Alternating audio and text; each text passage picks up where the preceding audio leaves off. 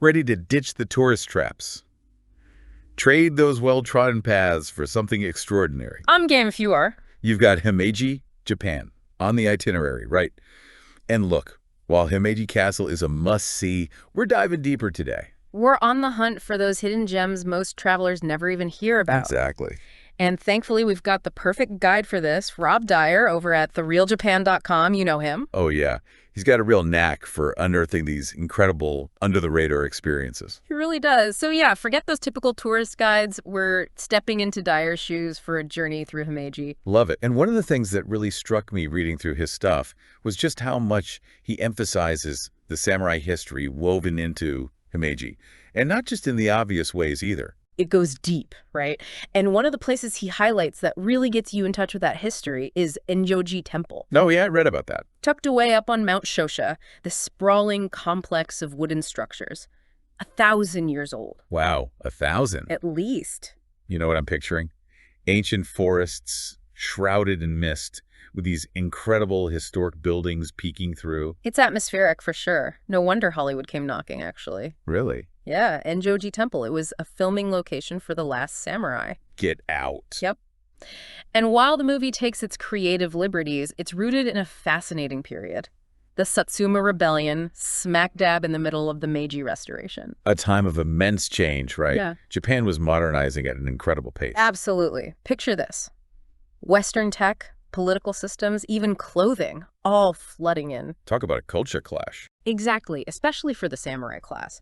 Traditional values were being upended, and the tension ultimately boiled over into the Satsuma Rebellion. Wow. Makes you think about Engyoji Temple in a whole new light.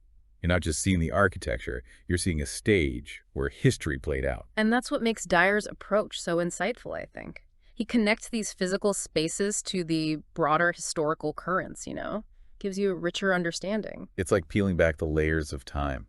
So, for anyone planning a visit, Dyer recommends the cable car up Mount Shosha. Yeah, it's a nice ride. 10 minutes, scenic views, then about a 20-minute walk from the top station to the temple itself. Not too bad. And if you're pressed for time, he suggests making a beeline for the Maniden, the main building. That'll give you the quintessential Enshoji experience. Solid advice. You know, while you're there, try writing out your aspirations on an ima. Those little wooden plaques where people leave their wishes. Oh, cool idea. Yeah, maybe even try your hand at some Japanese calligraphy. Fully immerse, right. I like it. Exactly. Speaking of capturing the essence of Himeji, let's talk photography for a second. Everyone wants that iconic shot of Himeji Castle. Well, Dyer's got a little photographer's secret. The Odokoyama Hachimangu Shrine. Now that's one I haven't heard of. Right. It's this lesser-known Shinto shrine, just a short walk from the castle. But the view, apparently it's amazing, especially from the top of those steep stone steps. Steep stone steps, you say? Oh, yeah. Dyer mentioned that. But apparently the pros love it. You get Himeji Castle framed against the whole city. Worth a few stairs, I guess. I'm always up for a little climb if the reward is a killer view. But for now, let's journey from that mountaintop shrine to a place of pure serenity and beauty right next to Himeji Castle. Kokoen Garden.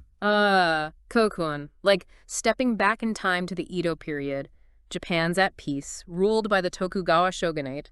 Picture yourself strolling through 9 distinct gardens, each capturing the essence of a different season. I'm trying to. Dyer makes it sound incredible. Serene ponds, koi fish, traditional tea houses nestled among bamboo. And if you really want that immersive experience, hit me. Traditional tea ceremony at the Sojuon Tea House, right there in the garden. Oh man, now that just screams tranquility. One word of advice though, book in advance. Those ceremonies are intimate and spaces fill up quick. Good call. You know, from samurai history to stunning views and peaceful gardens, we've already covered so much ground.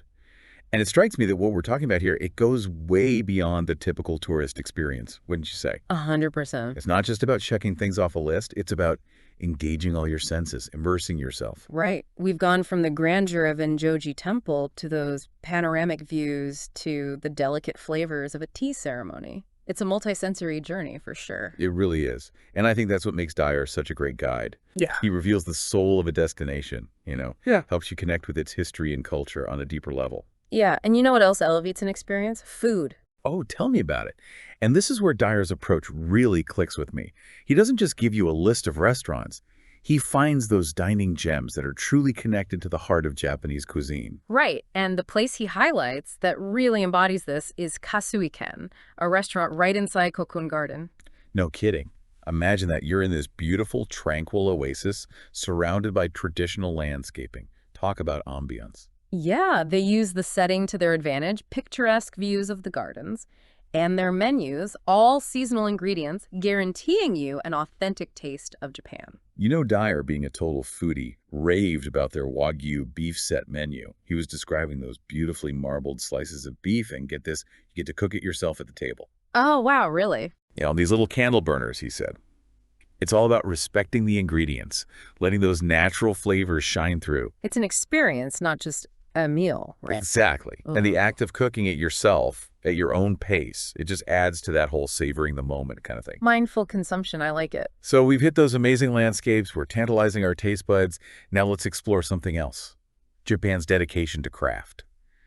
And there's this one thing Dyer mentions that I'm kind of obsessed with, learning to make kamaboko. The fish cakes. Yeah, they're so unassuming, but they've got this whole history, this culinary versatility. I'm in. Tell me more. Well, you've probably enjoyed them without realizing it.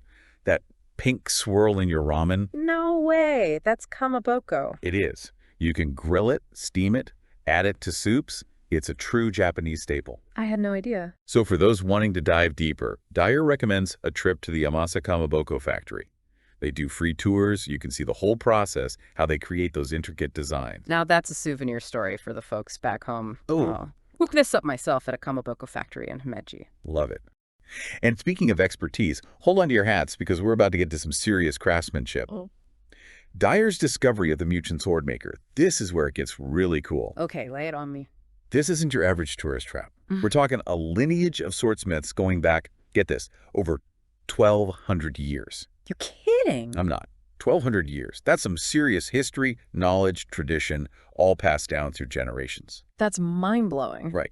Each Muchin sword is a product of that legacy, crafted using traditional techniques. Each blade takes a month to make. A month for one sword. A month. Dyer was saying that the swordsmiths, they even have a word for how their skin gets discolored from working in that intense heat of the forge. They call it sunburnt skin. Wow.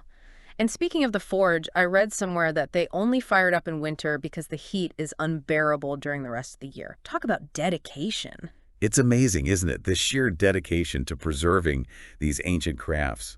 In our world of mass production and instant gratification, it's humbling. And while getting a handcrafted Muchin sword might be a once-in-a-lifetime kind of purchase, the main workshop, thankfully, is open to the public. Oh, good to know. Yeah, and they specialize in making these beautiful fire tongue wind chimes. Imagine having a piece of that legacy, that craftsmanship, to take home. Now that's what I call a souvenir. Right, it's like a tangible piece of history infused with the spirit of Himeji.